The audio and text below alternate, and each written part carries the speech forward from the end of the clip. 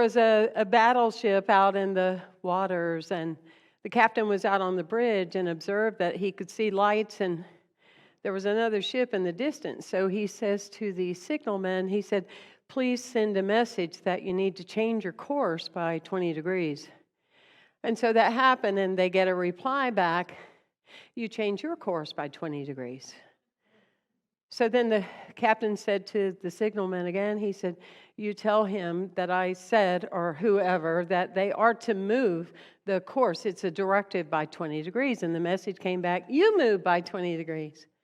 Finally, the commander said, you tell them that we are a battleship and to move their course by 20 degrees. And the message came back, we are a lighthouse.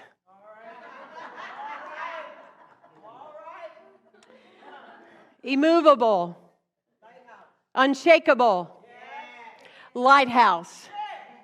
I am the light is not a fluffy statement. It's not just designed to make songs from. It's not just so you can light your candle one time a year. I am a light is a way of being. It is a declaration. It is a defined part of who you are. I am a light worker. Say that with me. I am a light worker. And that means more than if you're Reiki or shamanic energy. You are a lighthouse. If you are helping your mother age, you are a lighthouse. If you are setting an example for children, you are a lighthouse. Please know this. If you are in charge of organizations, you are a lighthouse. Immovable, unshakable lighthouse. It's a responsibility. It's a responsibility to be a lighthouse. Reverend Catherine Robotham, the minister before me here, said, I have unshakable faith in the perfect outpicturing of this situation in my life, and God is in absolute control of my destiny. Yes, I have unshakable faith in the perfect outpicturing. It may not be the outpicturing of your personality, but as your soul, it is going to be the perfect outpicturing of what you need at that particular time. Are you with me? Now, many of you have made already declarations in the burning bowl. You've written your letter to God. You've created some resolutions. Hopefully not. Many of us don't do that anymore because resolutions resolve, okay? Intentions evolve with you. And so there is that electrifying space of that. And I wanted to talk about what's in your way. And when I'm talking to you, I'm also talking to me, that we need to look at certain things. First of all, often when we are lighthouses, we need to understand that when it comes to other people, situations, and circumstances, the difference between being a caregiver and a caretaker. Example, hospital helpers, healthcare workers, often where hospitals used to be a place you would go to get well. Now we're not really sure at times what you go for. But that being said, you look at how the healthcare workers are so often have rough times. They don't take care of themselves. You know, they aren't really that healthy. How do I know? Because I worked in healthcare as a trainer for many, many years. It's just an observation. I'm just stating facts. You look at many pastors that don't take care of themselves. Why? If you wonder why, it's and family systems, why they remain dysfunctional, why they keep having new children and repeating the same story through their DNA. They're doing and never asking their DNA, right? And so you look at that reality and you ask yourself why. It's because people don't know the difference, and it's important. When you are a lighthouse, you are not a caretaker, because a caretaker takes on people's woos and woes. A caretaker takes on people's conditions. A caretaker takes on what facts somebody's given them. People get aggravated with me sometimes as a healer. They said, well, do you know what kind of surgery she's having? No. Well, do you know if it's the right leg or the left? I said, I have no idea. I'm not a caretaker. I'm a caregiver. I am here to give light to the situation. I'm here to give an energy of change change. I'm here to give an energy of shifting. I'm here to give an energy of evolution. I'm here to see outside of your paradigm, because if you could have seen outside of your paradigm that you're complaining about, you wouldn't still be in it. So that's why light workers are needed more than ever in our nation and everywhere around the world. Is that sacred warrior that knows I am immovable, I am unshakable, I am a lighthouse. It doesn't mean don't start arguing, don't you have empathy and don't you have compassion? Absolutely. Absolutely. But I can hold that while I hold the new you at the same time. We are not limited by spirit. We have an opportunity to prove spirit right here and right now. Are you with me? So that is one of the things that we do. Often, too, engaging with people is that we need silence between what they say and what we say. Because in the silence, your personality's not looking for the right words, not looking to teach, not looking to coach, not starting to do all that. In the silence, your soul says, what is happening here? What do I need to say here? Or do I need to say anything here? The silence creates this pathway for a new awareness of what that can look like, because that's what keeps us proactive versus reactive. If talking healed people, if talking corrected a couple that's arguing, hello? Do I need to say more? We'd have a lot less divorces, right? If talking was just the answer, is what I'm saying. So it's the silent component of that. And the space that we know of the necessity of the calling forth to be a spiritual warrior. It's not a time to go invisible now. And I'm not talking about just being a public speaker or singing in public. I'm talking about all of you that are at home, invisible in your own marriage, invisible in your own connections, invisible in your friendships, invisible in what you know needs to be said, and you're not saying it. That's what I'm talking about, is that if you are holding back because, well, what will they do? Think about it in the positive, from a place of radical positivity. You have the opportunity to change their lives as a lighthouse. Stop cheating you and them from not saying anything. People would rather divorce and cut their photos in half before they would rather talk about the divine truth that's being called forth. Be a lighthouse. Don't be invisible. Don't be invisible. Surround yourself. I do. I surround myself with people that I can call and I can say such and such to. And I'm not expecting them to just say everything you said. I just agree with it 100%. I'll go, what happened to you? No, I want to call people that will say, well, I look at it this way and I would urge you to do the same. I want to be surrounded with people that give me another perspective, because my perspective has only got me where I am now. Are you with me? And to surround yourself with people that are going to give you this new light. It's not the coffee this morning. I'm just excited. Okay, so this is what we got. So there's that space. And I want to remind you of the second run of the serenity prayer. God grant me the serenity to accept the people I cannot change, the courage to change the one I can, and the wisdom to know that's me. Let's do it together. God, grant me the serenity to accept the people I cannot change, the courage to change the one I can, and the wisdom to know that would be me. Yes. And so when you're a lighthouse, it's not about changing someone. When you're in a lighthouse, it's not about their answers. It's holding a vibration that the very nature of when you think about them, spirit is flowing through them at such a rapid, high frequency that they are rising out of bed, the dead are rising, the sad are seeking, and the evolution is happening with a new life. What I find fascinating about our community is that I haven't talked to Wanda about anything I'm doing today. She hadn't talked to me, and it's amazing how it's all in alignment. So we're listening to Spirit here today, that's for sure. There's a reason that in your automobile, the rear view mirror is so small, and the windshield in the front of you is so large. It says that in perspective, there's only so much energy that one needs to give of what's happening behind them. You want to be aware of it. Our history describes us, but it's not necessary to define us, you see. And so in that space, you want to be aware of how important your past needs to be. When I first moved to Florida in 1985, it was a tough decision to make because my grandfather, one of the greatest loves of my life, had just died.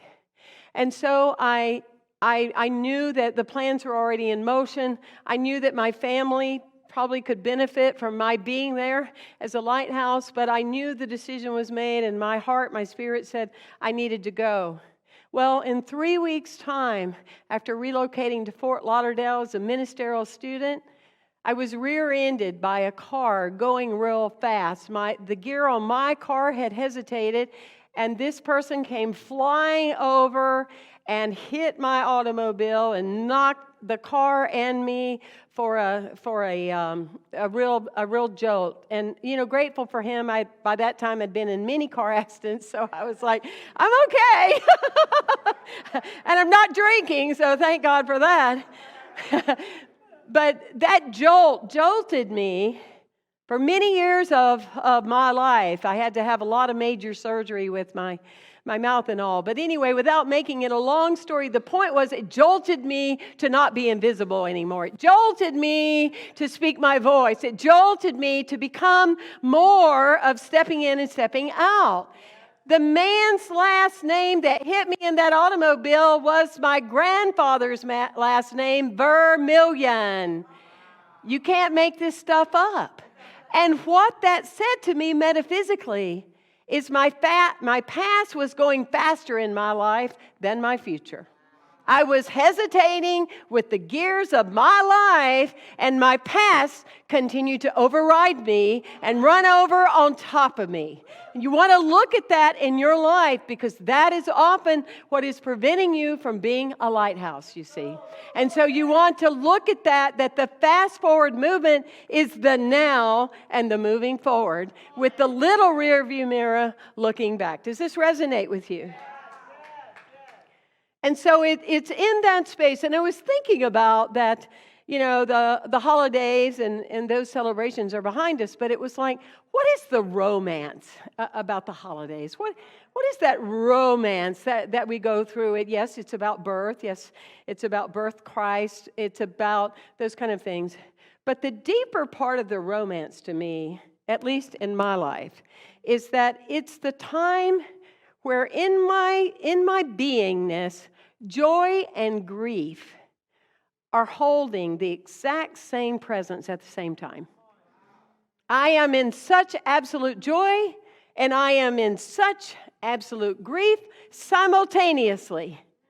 I'm feeling this. I'm looking forward to this new friend that sent me a present. At the same time, I'm grieving because I remember going through my grandmother's French door and climbing in the window when I was like 4. And so it's occupying that space at the same moment. And out of that is birth, a new direction, a new awareness, a new door. It's the holding that makes it so sacred, and so many people even still don't understand.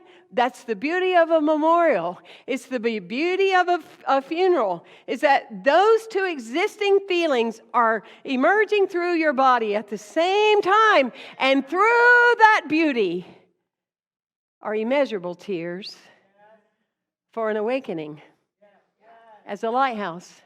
Even this past week, when I did a memorial at Veterans Park, as masked as we were, you could still tell that people were masking their emotions.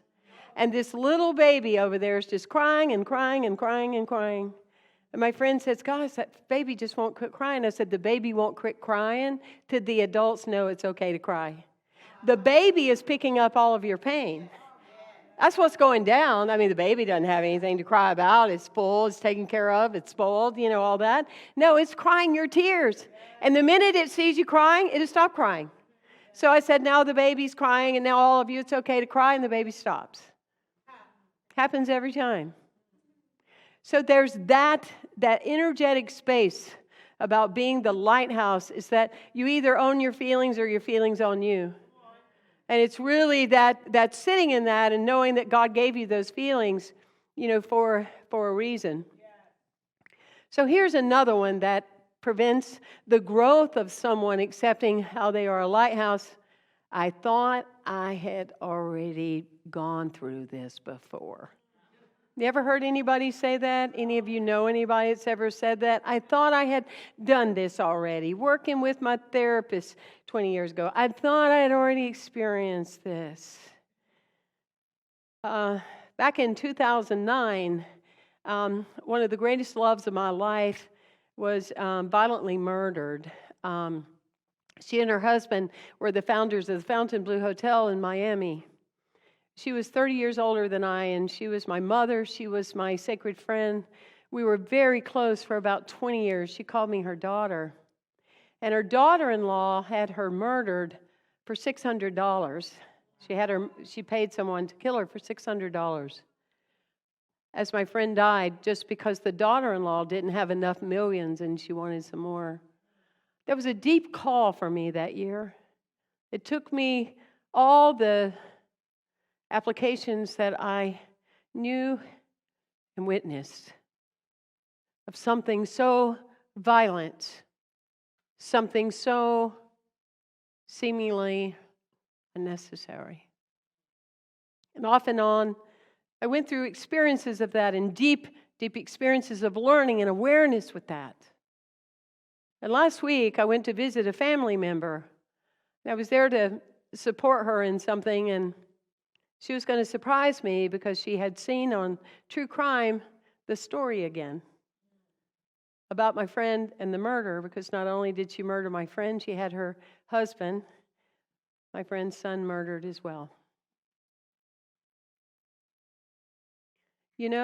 I didn't say I thought I had gone through this before. I didn't say, well, I didn't think this would hurt again. I didn't say I thought I had worked through all this. I said, here she comes.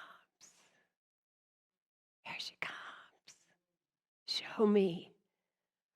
Reveal to me. Hold the space. What is it?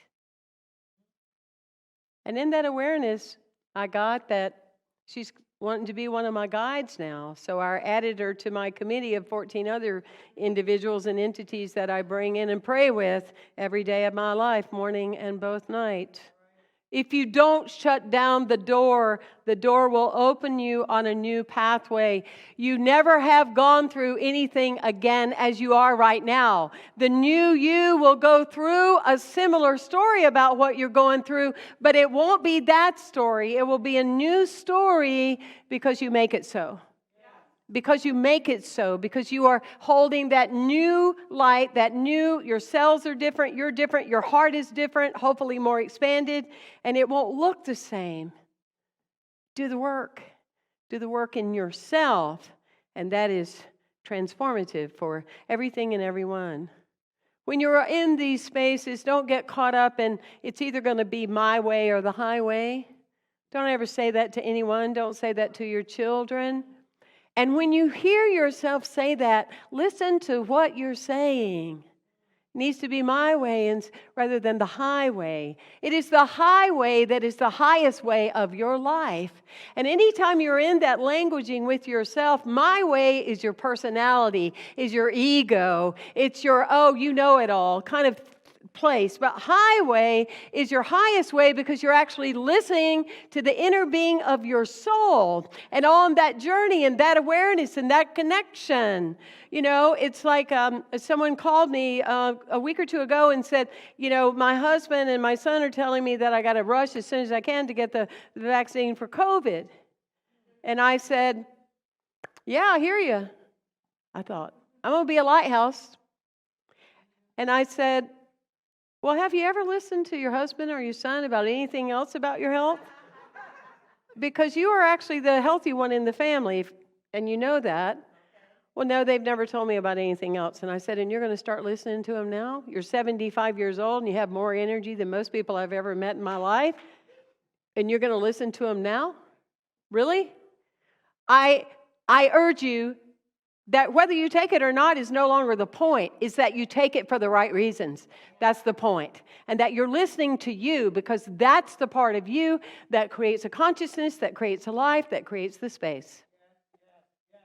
You know, we hold all these systems in the world liable. If your car won't crank 2 or 3 times and it lets you down, you take it somewhere and you say, we need to get real here. Am I right? If your washing machine breaks down 3 or 4 times and it doesn't deliver for you, you're going to hold it to a new standard. Am I right?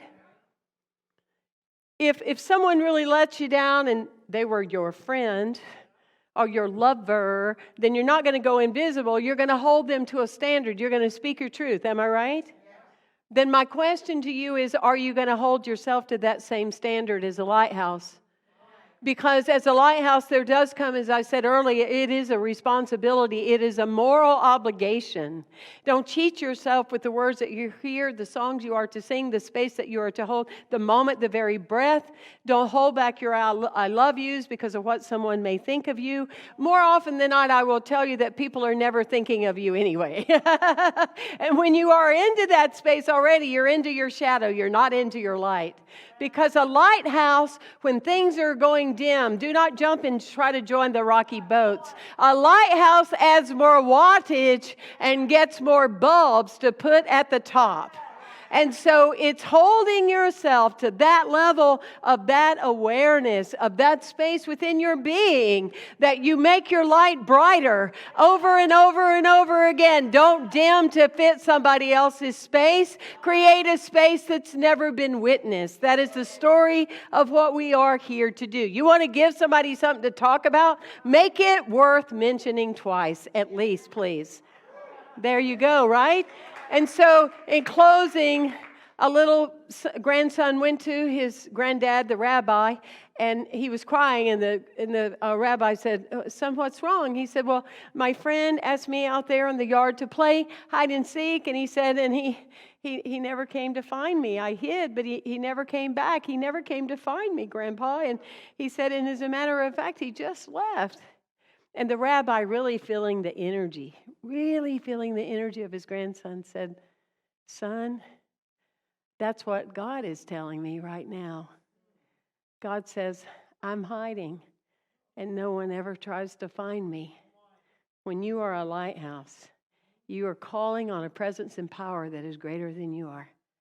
And you can step boldly and bravely into that awareness." Bless you on this amazing journey we call life.